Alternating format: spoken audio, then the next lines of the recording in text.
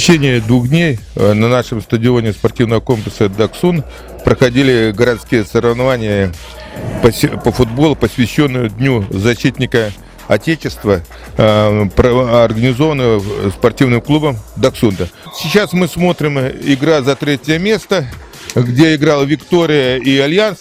Закончилось основное время, счет 2-2. Вот мы наблюдаем игру финальную, где за 1-е место играет «Даксон» и «Полярник». Я немножко хочу остановиться об этом турнире, рассказать. В турнире участвовало 26 команд, и игры проводились по олимпийской системе, потому что в течение 2 дней турнир краткий,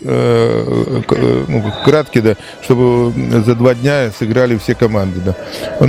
Проигравший после игры, после каждой игры выбывал с турнира. Да.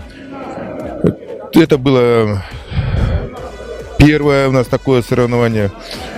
И в будущем мы планируем проводить почаще игры большого футбола в этом прекрасном комплексе «Даксун», потому что футбол все играют.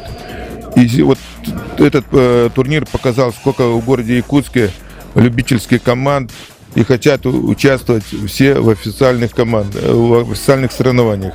И хотим всех любителей футбола приглашать, если есть свободное время, приходите, занимайтесь в этот прекрасный спортивный комплекс. А по поводу нарушений, как вообще игры прошли? В принципе, таких больших нарушений не было, да. Все прошло честно, в спортивной борьбе. Игровые моменты были, да, что кто-то нарушал, кто-то правил. Это футбол без нарушения правил никогда не было.